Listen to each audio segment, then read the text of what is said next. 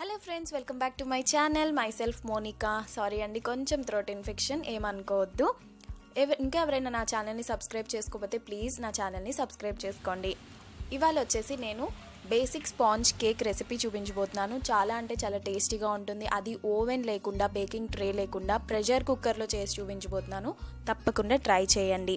First ఒక jar తీసుకొని అందులో 1 కప్ షుగర్, 1 కప్ షుగర్ సరిపోతుంది, లేదా 1.5 కప్ అయినా మీరు వేసుకోవచ్చు.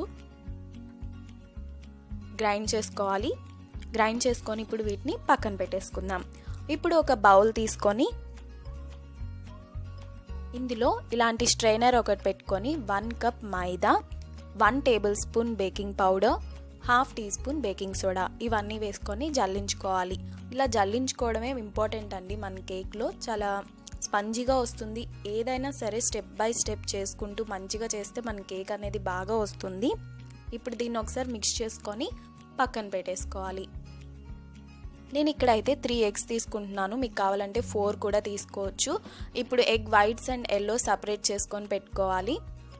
ఇప్పుడు ఒక బౌల్లో ఓన్లీ ఎగ్ వైట్స్ అనేది వేసుకొని స్టిఫ్ పీక్స్ వచ్చే వరకు బాగా బీట్ చేసుకోవాలి.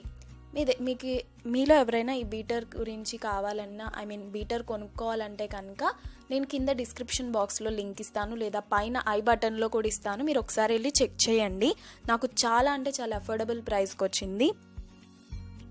ఇలా స్టిఫ్ పీక్స్ వచ్చాక ఇందాక మనం పౌడర్ చేసి పెట్టుకున్న షుగర్ అనేది ఇందులో వేసుకోవాలి. అలాగే 1 table spoon vanilla essence, 1/4 cup oil ఇవన్నీ వేసుకొని మళ్ళీ ఒకసారి బీట్ చేసుకోవాలి.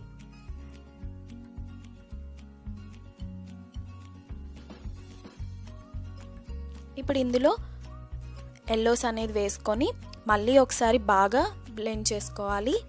మీ దగ్గర ఇలాంటి బీటర్ లేకపోతే కనుక మీరు జార్లో అయినా కూడా, మిక్సర్లో కూడా మీరు వేసుకొని బ్లెండ్ చేసుకోవచ్చు. మీరు చేసుకునేటప్పుడు నురగా అనేది కంపల్సరీ రావాలి. అలా వస్తేనే మీ కేక్ అనేది స్పంజిగా వస్తుంది.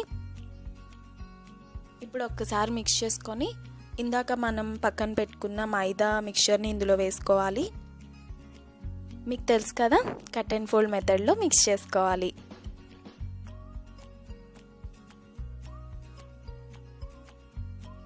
కావాలంటే ఇక్కడ మీరు మిల్క్ యాడ్ చేసుకోవచ్చు. 2 టేబుల్ స్పూన్స్ మిల్క్ యాడ్ చేసుకోవాలి. యాడ్ చేసుకుంటే సరిపోతుంది. పర్ఫెక్ట్ ఇంగ్రీడియంట్స్ అండి ఇవన్నీ. నేను కరెక్ట్గా చెప్పాను. మీకు కింద నేను డిస్క్రిప్షన్ బాక్స్లో కూడా నేను మీకు ఇస్తాను. ఒకసారి చెక్ చేసుకొని మీరు చేసుకునేటప్పుడు ఒకసారి నా వీడియో చూడండి. అలాగే డిస్క్రిప్షన్ బాక్స్ కూడా చూస్తే మీకు ఈజీగా ఉంటుంది. ఇప్పుడు ఒక కుక్కర్ తీసుకొని అందులో బటర్ పేపర్ వేసుకొని ఆయిల్ అనేది అప్లై చేసుకోవాలి. అప్లై చేసుకున్నాక బ్యాటర్ అనేది అందులో వేసుకోవాలి. 3 టైమ్స్ ట్యాప్ చేసుకొని దీన్ని పక్కన పెట్టుకోవాలి.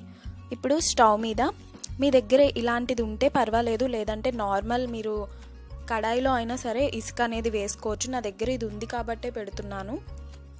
తర్వాత పైన ఇలా పెనం అనేది పెట్టుకోవాలి. మీ దగ్గర కనుక ఆ కడాయిలో కనుక మీరు వేసినట్టయితే మనం స్టాండ్ అనేది ఉంటుంది. నేను మగ్ కేక్ చేశాను కదా, అందులో ఉంటుంది చూడండి ప్రాసెస్ అనేది. నేనైతే ఇప్పుడు ఇలా చేస్తున్నాను. మీకు కావాలంటే అలా కూడా మీరు ట్రై చేయొచ్చు. నార్మల్ గిన్నె పెట్టుకొని అయినా మీరు చేసుకోవచ్చు బేకింగ్ ట్రే. ఇలా కుక్కర్లో కూడా బాగా వస్తుంది. అందరి దగ్గర అది ఉండదు కదండి బేకింగ్ ట్రేస్ అవి, అందుకనే నేను కుక్కర్లో చూపిస్తున్నాను. నాకు 1 అవర్ పైనే పట్టింది. ఎందుకంటే నేను కింద శాండ్ పెట్టాను, అలాగే పైన ఇది పెట్టాను. హీట్ అనేది కొంచెం చిన్నగా వస్తుంది. మనం సిమ్లో పెట్టి మనం బేక్ చేసుకుంటున్నాం కాబట్టి 1 అవర్ టు 1.5 అవర్ పట్టింది. మనం ఒకసారి చెక్ చేసుకొని దీన్ని డీమౌల్డ్ చేసుకుందాం. చాలా అంటే చాలా స్పంజీగా వస్తుంది. ఈసారి చాక్లెట్ కేక్ ఎలా ప్రిపేర్ చేసుకోవాలో నేను చూపిస్తాను. అలాగే కూల్ కేక్స్ కూడా నా ఛానల్లో వస్తాయి. మీకు బేకింగ్ ఎసెన్షియల్స్ కనుక కావాలంటే నా వీడియో అనేది మీరు ఒకసారి చెక్ చేయండి. ఏమేం కావాలనేది కూడా నేను చెప్పాను. ప్రోడక్ట్స్ ఏమేం కావాలో బేకింగ్కి, బిగినర్స్కి. ఇప్పుడు బటర్ పేపర్ని రిమూవ్ చేసుకొని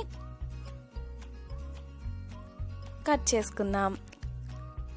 చూడండి ఎంత స్పంజీగా ఉంది. మీకు కట్ చేస్తుంటేనే తెలుస్తుంది. అయినా మీకు అసలు ఆ టెక్స్చర్ని చూస్తుంటేనే మీకు అర్థమై ఉండాలి ఎంత స్పంజీగా ఉందో. మనకి పైన ఎయిర్ బబుల్స్ అవన్నీ చూడండి, చాలా అంటే చాలా స్పంజీగా వచ్చింది కదా. ఇప్పుడు నేను మీకు ఒకసారి చూపిస్తాను చూడండి ఎంత స్పంజీగా వచ్చిందో. వావ్, చాలా బాగా వచ్చింది కదా. తప్పకుండా ట్రై చేయండి. అలాగే కామెంట్ సెక్షన్లో కామెంట్ చేయడం అస్సలు మర్చిపోకండి. బాయ్.